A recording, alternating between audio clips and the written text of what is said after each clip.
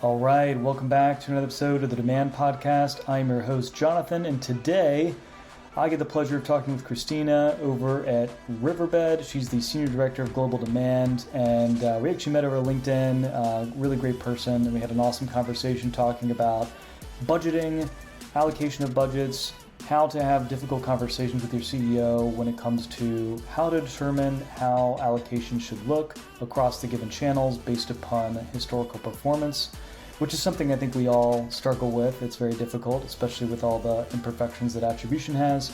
So we're going to be getting into that and more. So now to this episode.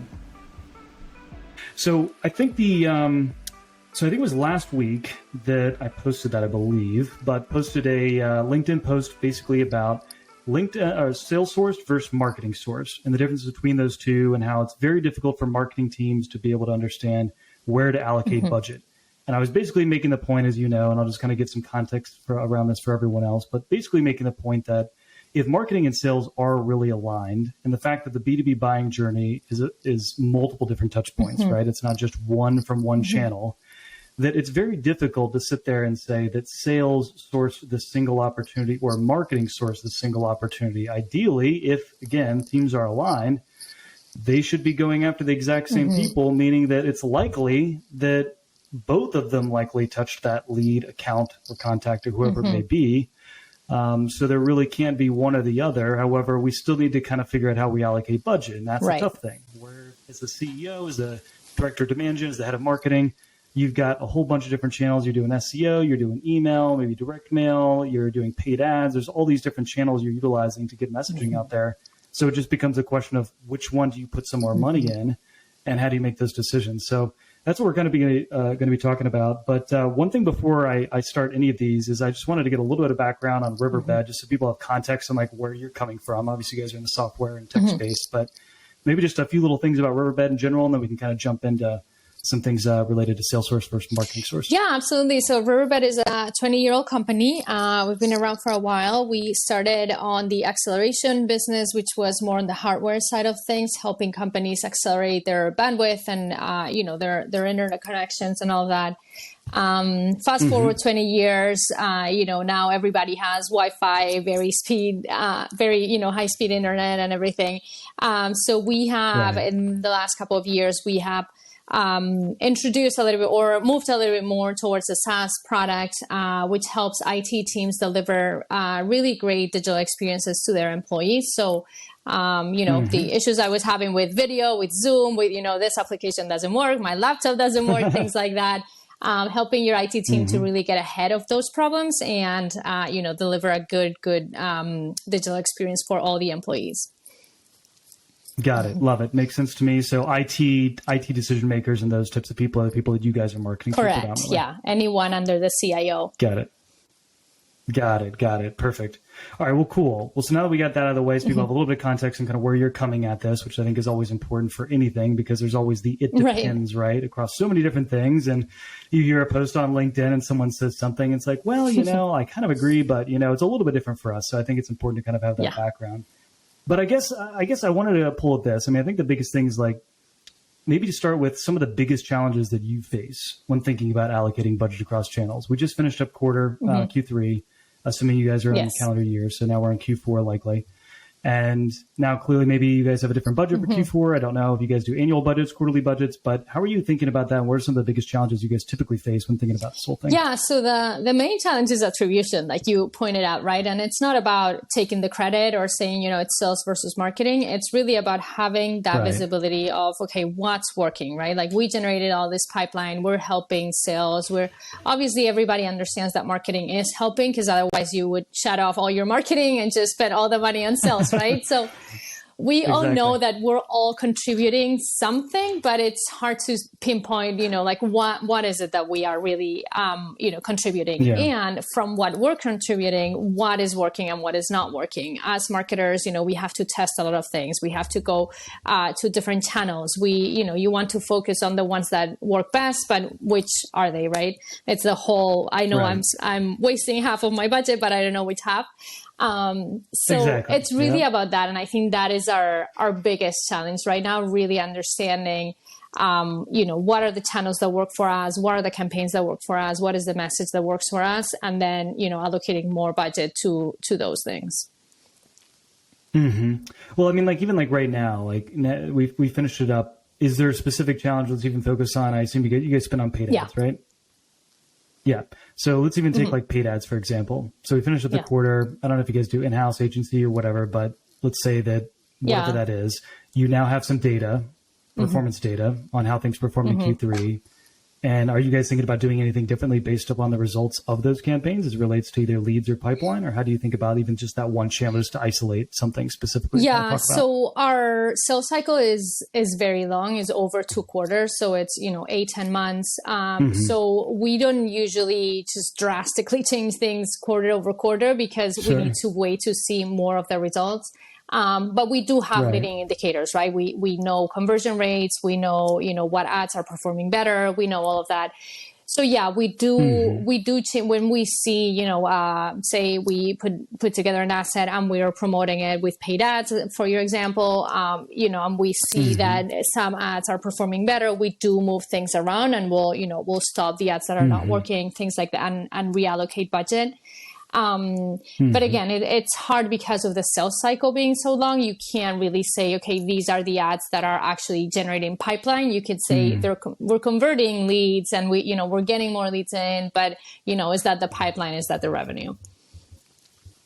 Sure. What about situations too? Because one thing that you probably have heard me talk about this maybe on LinkedIn or others, certainly, because this has been a common topic, but there's this whole movement of the zero-click movement that you're seeing not only on Google, but also just in general. And it also relates to in-channel optimization or in-channel content consumption, meaning that the goal isn't always necessarily to throw up a piece of content, get them to click and move to your website. There's 99% of people generally are not clicking on your ad. Maybe 1% are. If it's more than that, great, you're killing it, especially on LinkedIn and Facebook. So it's more thinking about, okay, cool. Well, we want to make sure we get a message out and allow them to even consume some of that content in channel. So now you've got all these people that are consuming your content of which you don't really know who they are right now because they haven't provided their information yet. And they haven't maybe clicked on your ad at all either. So they haven't gone to your website. You haven't pixeled them, gotten any data on them, et cetera. So in those situations, I think that this is where it becomes really difficult for a lot of marketers, I think, when you move to that type of model, because you just get less ability to say, okay, cool, this channel did this thing, right? Whereas now you're saying, okay, cool, we did the following things in this channel. We got these leading indicators. People consume the content. We can see this in the ads and things of that nature. But I would imagine, I don't know if you guys do any of that today, but doesn't that kind of make the problem even more difficult, right? When you're trying to think about, all right, cool, well, LinkedIn, we don't really know if we got the lead out of it. Our CPL is kind of high now because these campaigns aren't really designed to convert off a content asset or get a demo or whatever it may be. Yeah, absolutely. And we do, awareness campaign. We call them awareness campaigns where you're not driving people to a form necessarily. You're just serving content so that, like you're saying, the halo effect, right? They see it in multiple places and, hopefully at some point they do convert on your website. So yeah, that's just super complicated to really track and figure out, is it working or is it not working? Hopefully it is working and you have other indicators to think that it is working, because then, when people land on your page, they go straight to the contact us form, right? Or they go to the chat and they book a meeting right away. Well, they have learned about you before, because otherwise, you don't just go to a website and fill out the form right away, right? So you can make assumptions that, they have consumed the content before getting to the website. So we have, given them the content that they needed to educate themselves to then get to the web. But it's very hard to really say exactly, it's not an e-commerce company where you can track, this person saw an ad, they clicked on it, it was on Instagram, they click on it, they get to the form, they buy it, that's it, right? It's much more complicated. Exactly. Well, it's always just so interesting to me because I think still that mentality somehow for a lot of B2B marketers sometimes still exists, because I think we would love that world. I mean, wouldn't you? I mean, wouldn't the world be great if you could just say, hey, great, this ad resulted in $1 million of revenue. Let's do more of this ad. I mean, that would be cool. But I always find it funny when people decide that a blog or a single ad alone, we're going to somehow tie that all back to revenue. I think it's important to look at the journey and if they consumed content along the way, but to sit there and say, this specific asset did this, I think that almost goes a little bit too far, because just the nature of the buying journey, Right. it's so messy, right? Sales is doing their thing. They're going, hopefully sending some personalized emails out. They're doing LinkedIn, they're doing networking, whatever, Right. what else they're doing. And then marketing, of course, is doing what they're doing, et cetera. So there's all these activities happening all at the same time. So it's really more the aggregate kind of program that you're running across these different things that matters more than anything else. Yeah, absolutely. And it goes back to your point about pointing fingers, right? And who sourced what, and no, I sourced this. No, you did. Who's to say that, because the seller closed the deal, who's to say that marketing didn't support that whole deal, right? Like from the beginning to the end. So, yeah. And again, it's not about taking credit. I'm not here to take credit for your opportunities. I always tell to my sales team, like, guys, it's your deal. Like, you're getting the commission. I'm not getting any commission out of this. It's just, I need to understand what, how many times we touch this account, how many times we touch the deal, how many, what did I engage with, so that I can then replicate that. Right. And the whole point is to have a replicable model that we can, grow with. And so that's where, I think maybe if we were attributing things to, like you're saying, more to channels or, to tactics instead of sales versus marketing, that could be a little bit more helpful. But in the end, if you're saying, oh yeah, because the blog, because the person came to the blog, we closed this deal. Well, it's, it doesn't really work like that. No, it'd be cool. I would love that world. That would be much easier, right? It would just make our jobs that much easier, because then we could say, okay, cool. Yeah, we launched that one ad and yeah, it just was great. And everyone bought the shoes, right? Tons of shoe sales. Well, so, I guess like practically speaking, without making this like a RevOps lecture, and I know that like all of us as demand gen managers, we have some level of ops backgrounds. Maybe you're not the RevOps pro and you've got a whole team behind you, I'm sure, at Riverbed doing some of this stuff. But practically speaking, just for people to keep it easy, do you guys just like when you're looking at an opportunity, do you guys have in your CRM a field that just says this was marketing source and this was sales source, or how do you do it? Because or is that divide even still there, despite the fact that we don't want to necessarily, it's not like about pointing fingers or, hey, we don't want to, give sales credit because we did all the work. It's not about that, but you still ultimately create that separation so that then when you're having that conversation with your CEO or head of marketing, et cetera, that you can say, okay, cool, this is where we're seing impact from our marketing campaigns, or how does that all work like inside the CRM? Yeah. So we don't have a field on the opportunity. We do it all with the leads and the contacts. So, you have a lead that comes to say an event or a webinar. And so that we have a campaign attached to that lead.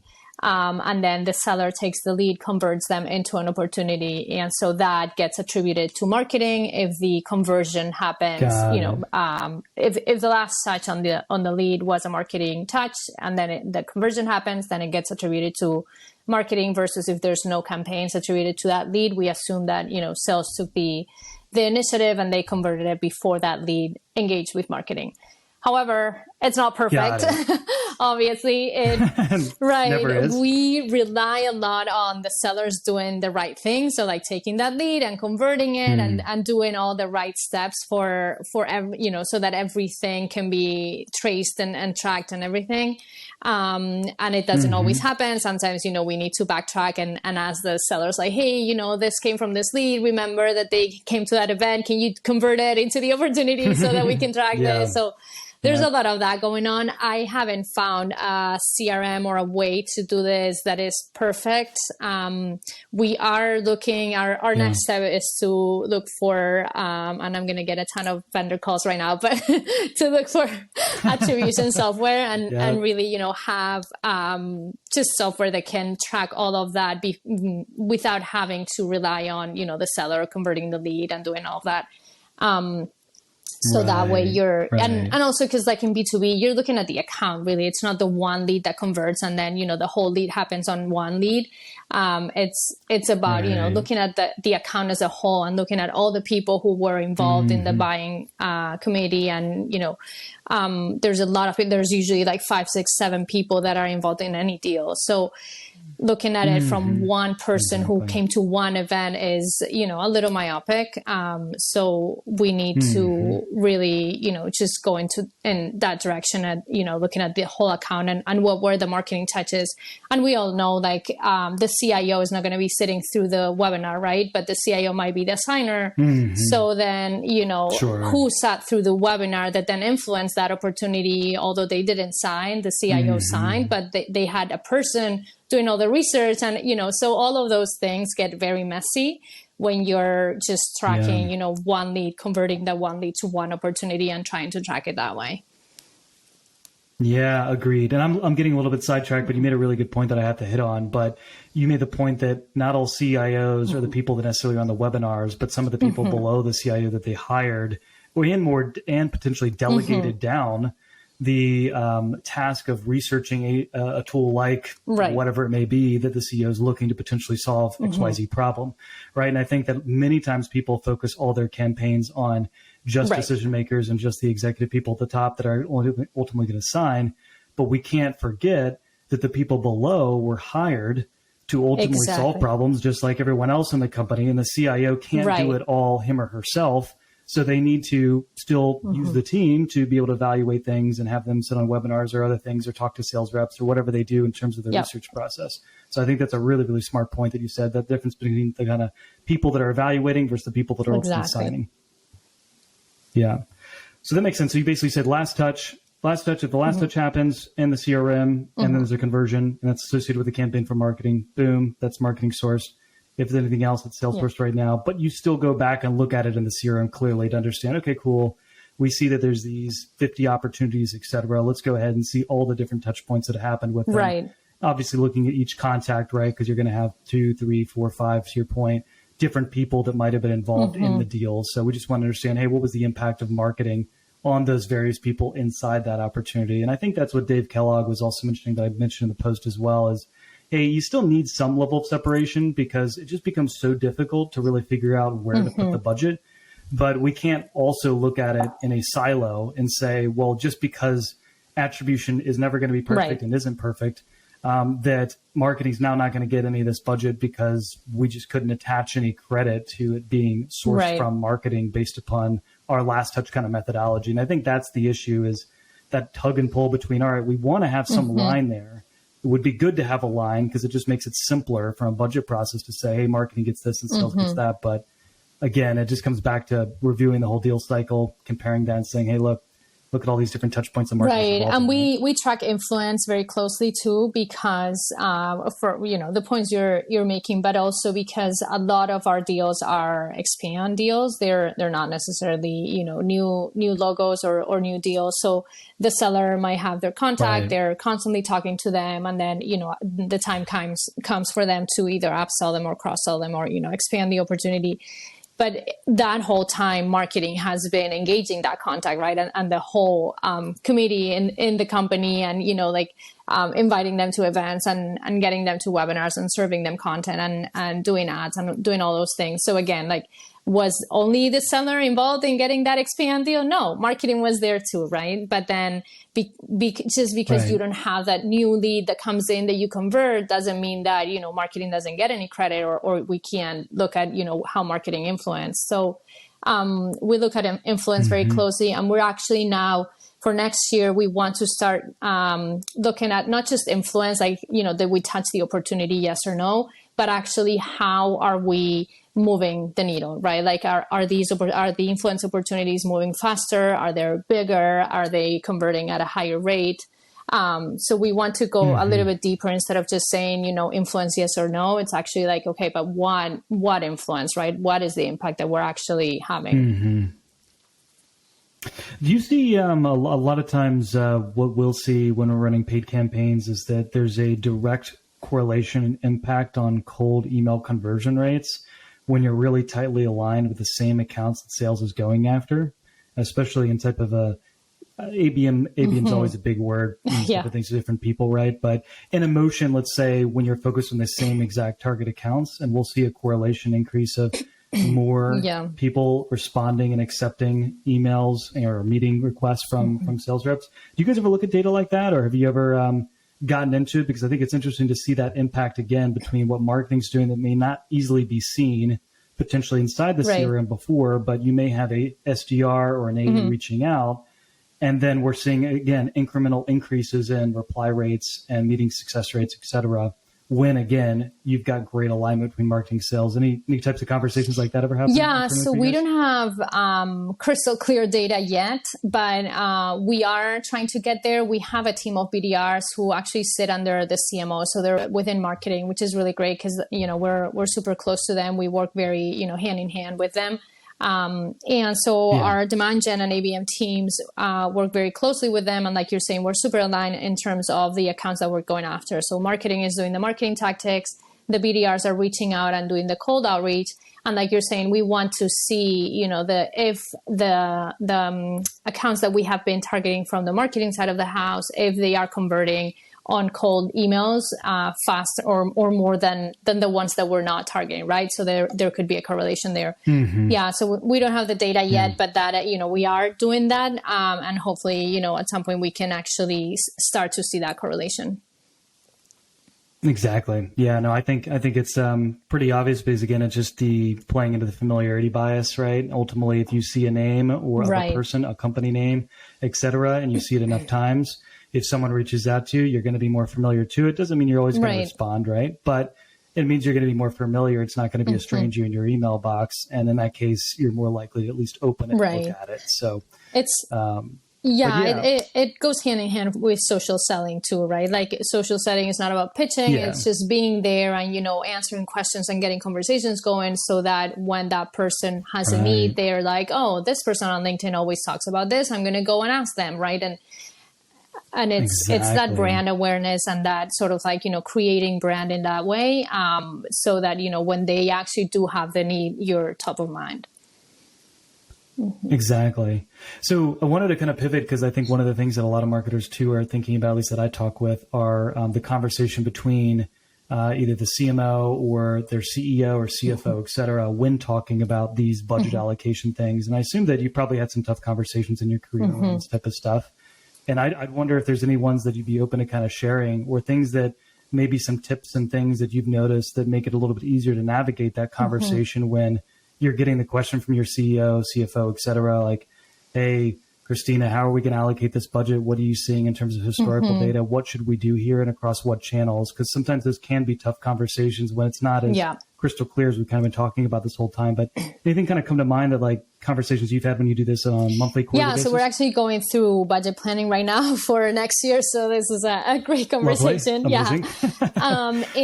Luckily we actually have a lot of freedom in terms of how we allocate the budget within our, for me, for my team and within marketing, we do have a number that we're allowed to allocate. And then, we can sort of do whatever mix of tactics and programs we think is going to work out.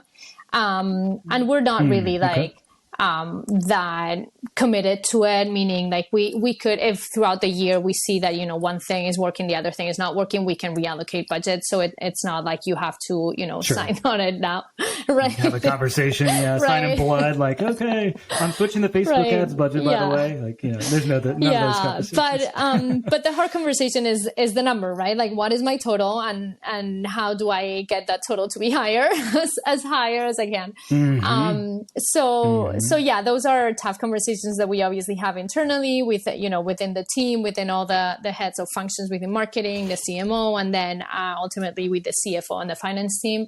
And I think the way I've seen it, the way I've been most successful in the past is really, first of all, really understanding your numbers. So that number that they give you in terms of budget, how much are you going to be able to support with that? How much pipeline can you, generate with that? How much revenue are you going to be able to impact? If you don't know those numbers and can't have a conversation in those terms, then the CFO talks like that. They just want to see, like, what is the pipeline? What is your impact, right? So they want it to be black and white. It's like, okay, if I'm going to give you $10 million, I want to be able to get 3x of that out of you. Can we do that? And you're like, right. You can't be wishy-washy. You really have to understand your historical numbers and just be very prepared and know your numbers. That's the first thing.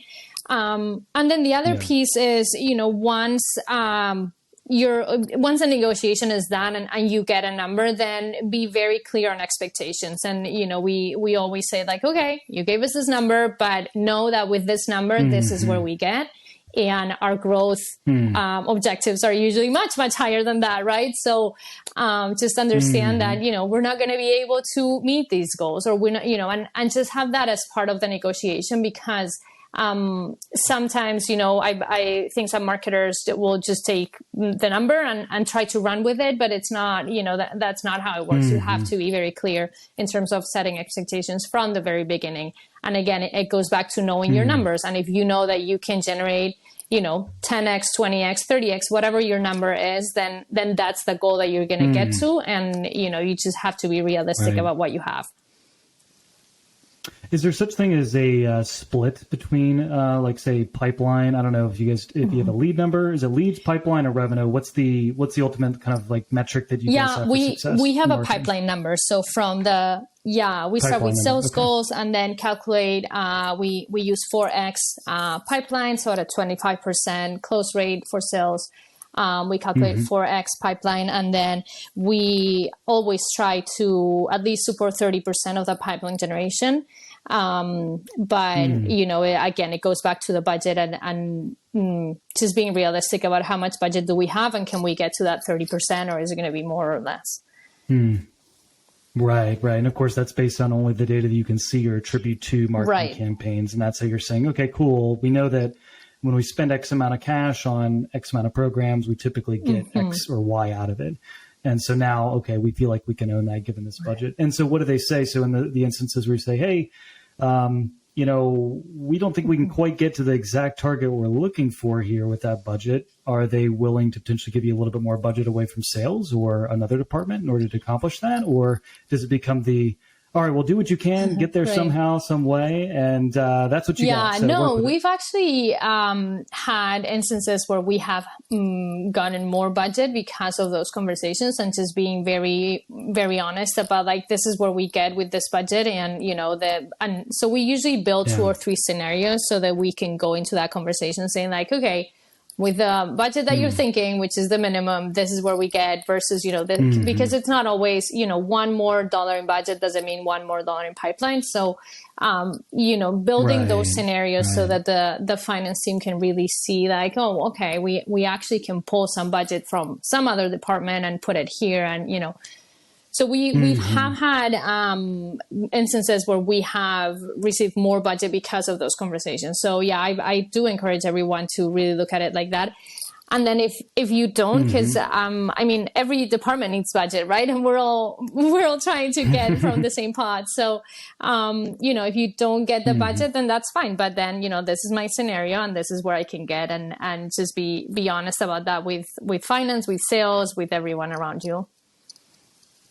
I think you have to. I think the important thing you're saying is be prepared, have your numbers ready, make sure you can build a couple different cases so you can give them a few different scenarios, because especially with the paid game, just because you dump another $30,000, $40,000, $50,000 per month on your budget doesn't necessarily mean that your CPL and all the other metrics are going to stay the same. In fact, typically they'll increase a bit, right? So it's not just double your budget, double your leads, or double your pipeline. That'd be a cool world to live in.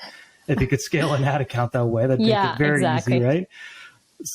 So yeah, to your point, understanding those numbers from the get-go and making sure that they understand them as well, because they might not be looking at them as closely as you are, and you're very close to them. So it's just a reminder of, hey, like, here's the reality. Like, I know we want, this is the budget. I know this is the target, but if we're going to get there, there's got to be a little bit more money that we're going to do that. And then also be a little smart about how you allocate it. Obviously, you might have different allocations for different, levels of budget. So if you're going to give me 10 million, I might do all these things, versus if you give me 15 million, you know what, I'm going to move some things and do like this very expensive trade show that I haven't been able to do, right? Or something like that. So, it doesn't mean that, more budget is more stuff. It might mean, more budget is just a different allocation of things. Yeah. I'm curious what what your spreadsheet looks like. Obviously we can't see it here right now, but what are some of the things that go into that? I think people are always they always want a template, some easier way to communicate with either their head of marketing or with their CEO. But what are some of maybe either the metrics, or how do you kind of frame it up when you talk about like the good, better, best, types of scenarios, what other metrics are in there? Is it kind of basically like leads, conversion rate from lead to op, and kind of just a basic demand gen waterfall, or what does that look like? Yeah, inside so the we spreadsheet? have a lead waterfall. So these many leads, this many SALs, SQLs, opportunities, etc. We also look at it from an account perspective. So like I was saying, all leads are just people, but 5 leads could be from the same account, and that's the same opportunity. So we try to also have an account waterfall and be very realistic about not every lead is an opportunity. Because otherwise, conversion rates can be a little misleading in that way. And if you're doing ABM, then you have to have account metrics. Otherwise, it just doesn't work. And then, just again, going back to attribution and how you allocated the budget and trying to calculate, from every dollar in my budget, how many dollars in pipe did I generate or can I generate? And then translating that into whatever budget they're giving you each year. Do you split it across all the different channels that you've got? Yeah, we then have, so our budget sheet is very complicated. We have rows for every, every channel, every program, every, where demand is going to come from.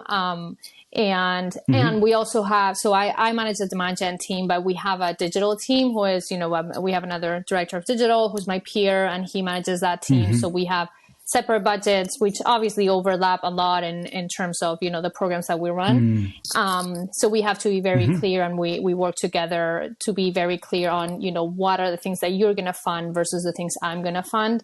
Obviously all the campaigns go together and we work hand in hand, but, you have to be careful as to not do your budget in silos, because you could be, allocating budget that someone else is allocating budget for, or, or creating gaps, which is even worse. Exactly. And especially also getting in touch with the sales team too, I'm sure, right? Because the sales team is going to have their email programs, the different activities that they're running or things that they're going to be pushing, and also understanding, hey, these are the accounts they're going after, to make sure that, hey, are we hitting those same accounts? And maybe that's your counterpart on the digital side specifically, but making sure like, hey, okay, cool. Yeah, we're covering those up. We're giving the sales team some exactly. Yeah. Well, let's wrap up. I want to end with kind of one big thing that I think everyone's talking about. Obviously, there's been a lot of layoffs, a lot of different things going on in the tech space right now. We've got crazy high interest rates, inflation still pretty high as well. Biggest thing that I'm seeing is kind of just three buckets, at least with a lot of our clients, and then just talking with a lot of different CMOs, VPs of marketing. But there's the folks that are kind of maintaining spend at the same level and just kind of doing the wait and see. And then there's some other folks that are decreasing spend, and they're doing that some more aggressively than others, but others just taking a little bit of a haircut to be a little more conservative based upon potentially a slight decrease in demand in the market, at least in their captured channels, especially Google Ads and others. And then there's other folks, a smaller group, I'd say, percent-wise, a much smaller group that are actually increasing spend because they're seeing the ability, especially in the paid world, digital world, to potentially get that same audience's attention for cheaper. Potentially some people back away a little bit and things become less competitive. And also as a play to build more brand awareness and keep their create demand programs going so that in the next 2 quarters from now, they still have a really strong piece of demand. So I'm kind of curious, like, I don't know, maybe your thoughts broadly speaking, and then maybe related to Riverbed in general as it relates to just the overall budget or paid, either one, just kind of specifically how you guys are thinking about that. Yeah, so obviously it's very nerve-wracking. Nobody really knows what's going to happen with the economy next year. And, I don't envy any CFOs right now trying to figure out how to allocate budget. But I do think, obviously I'm a marketer, so I'm biased, but I do think that you can cut demand dollars. It's just, it's your lifeline. It's how you're going to continue in business, how you're going to grow. And you have to be very smart about where you can cut, but I definitely wouldn't reduce spend in marketing, specifically in demand gen. Maybe you can cut things that are, that, like we say, evaluate your programs and cut the ones that are not really impacting your pipeline or your revenue. But cutting demand is a very, very dangerous, road to go down.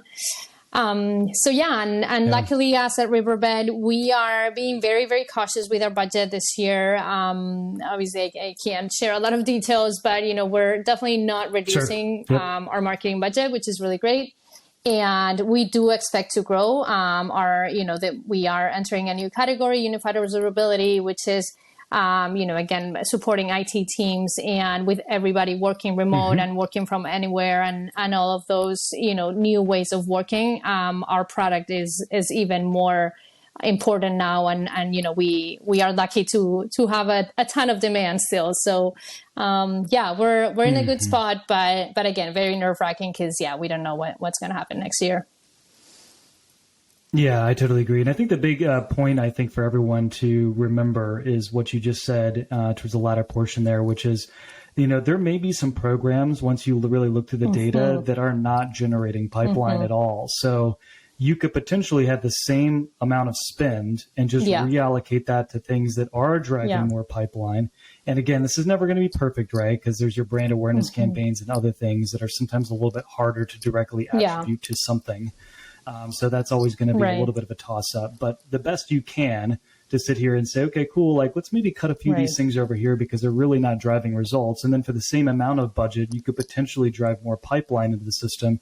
And I think that's the important thing, is taking the time to look at that, whether it's looking at a gated content program that you're running. Are those gated content leads actually turning into pipeline over a 6-month or 12-month period? Now, we know that they're not high intent sales ready a lot of times. They're people that need to nurture. But are they ultimately being nurtured? And after that 6 months, 12 months period, or whatever time frame we're looking at, are they converting? If not, then maybe we look at a different type of program or strategy there, basis, versus running. Yeah, and also figure out where your customers really are, because sometimes as marketers, we try to be everywhere, right? And maybe this is not the time to be everywhere, and you can focus on 2 or 3 channels where your buyers are, and they're consuming 100%. Content there, and just hone into those ones for the next year and a half. And then, when things are better, you can start to, diversify into more channels. But right now, it might not be the time to spread yourself too thin. Yeah, no, better do a few channels really well versus doing a lot of channels just okay or mediocre. So I'm with you on that. That's a good note. Well, cool. Well, I love it. This was a good conversation. We'll have to do something like this again and maybe retouch in the early portion of next year to see what things look like in terms of budgets and maybe a looming recession. Who knows? We'll kind of see what things look like. I mean, I think there's still a lot of companies that are hiring, looking for great people out there, even for all the people that have lost jobs. So definitely some companies growing out there. But thanks again for thank you so much, Jonathan. This was great.